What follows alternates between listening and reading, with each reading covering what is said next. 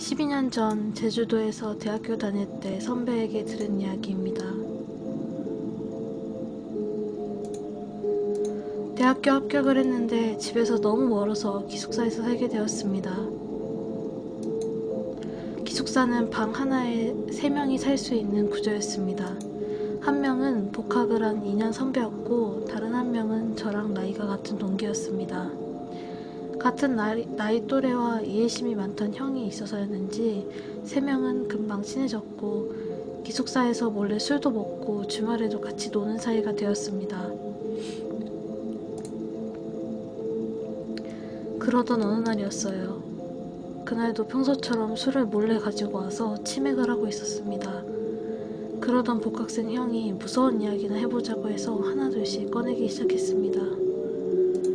그러던 중 동기 한 명이 자기가 살던 동네에서 쓰던 귀신 부르는 방법이 있다면서 이야기를 해주었습니다. 방법은 매우 간단했습니다. 방의 모든 불을 끄고 유독 춥거나 음산한 쪽에 시선을 두고 나서 매일같이 인사를 하는 것.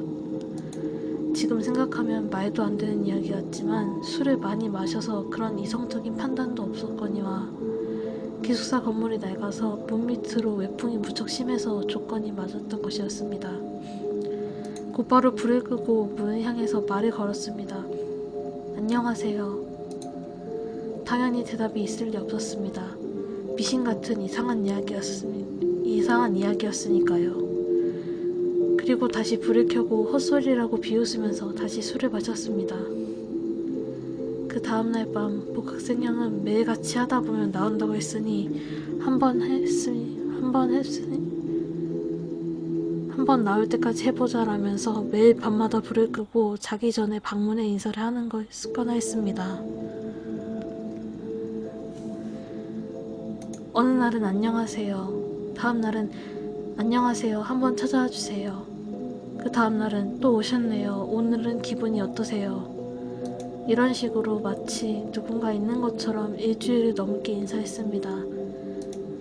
그러던 어느 날 복학생 형이 갑자기 얼굴이 상기되면서 저희에게 말했습니다. 나 귀신 봤어. 문 건너편에서 인사를 먼저 해왔다는 것입니다. 평소 장난이 많은 형이라서 우리에게 장난치는 것이라고 생각을 했습니다.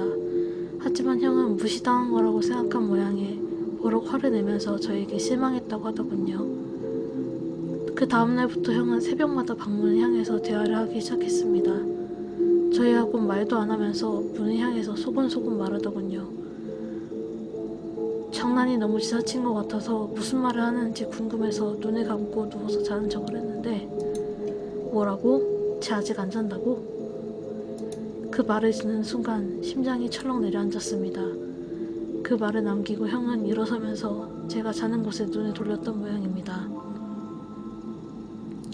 하필이면 저도 그때 눈을 떠서 서로 두 눈이 마주쳤고 형은 마치 원수를 보는 것처럼 한동안 째려보더니 휙 하고 나가버렸습니다.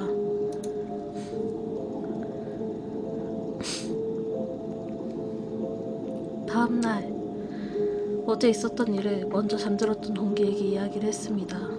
동기는 덤덤한 성격이라서 그 형이 취업 준비로 스트레스를 받아서 그런 거니까 신경 쓰지 말라고 했습니다. 하지만 같은 방에 있는 사람이 기이한 행동을 보이는데 어떻게 신경을 쓰지 않을 수 있을까요? 정말 스트레스 때문에 헛것이 보이고 헛소리가 들리는 건지 아니면 오기로 저희를 속이려고 장난을 치려는 건지 점점 알 수가 없었습니다. 그날 밤은 저와 동기도 자지 않고 형이 문을 향해서 말할 때까지 기다렸습니다. 새벽이 되자 형은 어제와 같이 문을 향해서 신나게 대화하기 시작했습니다. 그러다가 갑자기 일어서서 이런 말 하더군요. 전 아직도 이 말이 잊히지 않습니다. 그래, 이젠 지겨워. 같이 떠날까? 지금 같이 가는 게 좋겠어. 이 말을 하고는 문을 열고 어디론가 가버렸습니다. 저희는 일단 기다려보기로 했습니다. 하지만 1시간이 지나도 형은 돌아오지 않았고 핸드폰도 계속 받지 않았습니다. 그때서야 심각성을 깨닫고 나가서 여기저기 찾기 시작했습니다. 기숙사 여기저기를 찾다가 결국 포기하고 경비 아저씨께 이야기를 했습니다. 아저씨는 힘들어한 표정으로 스트레스 때문에 잠깐 나갔던 것일 수도 있으니까 아침까지 기다려보라고 하더군요. 하지만 형은 아침까지 돌아오지 않았습니다. 하루 종일 연락이 없었습니다. 핸드폰 전원이 나가서 받을 수 없는 상태가 되자 저희는 그제야 경찰에 실종 신고를 하게 되었습니다. 그리고 며칠 뒤에 옥상에서 형이 발견되었습니다. 형은 손목을 칼로 그어서 자살했던 것입니다. 옥상은 잠겨 있어서 들어갈 수가 없는데 형이 어떻게 옥상으로 간 건지 알 수가 없었습니다.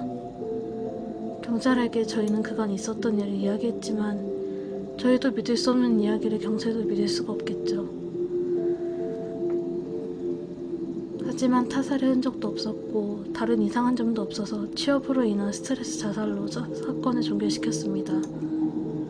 그 사건 후에 저는 기숙사를 나오게 되었습니다. 도저히 그 방문을 바라볼 수 없었기 때문입니다. 지금도 가끔씩 자다가 형의 목소리를 듣는 착각에 깨곤 합니다. 형의 마지막 말을 듣고 말렸어야 하는데 말리지 못한 죄책감이었을까요? 아직도 잊혀지지 않습니다. 형이 아직도 정말 귀신을 부른 건지 자살인지 전 알 수가 없습니다. 하지만 소문이나 인터넷으로 떠도는 귀신을 부르는 행위를 하는 사람들을 꼭 말리고 싶습니다.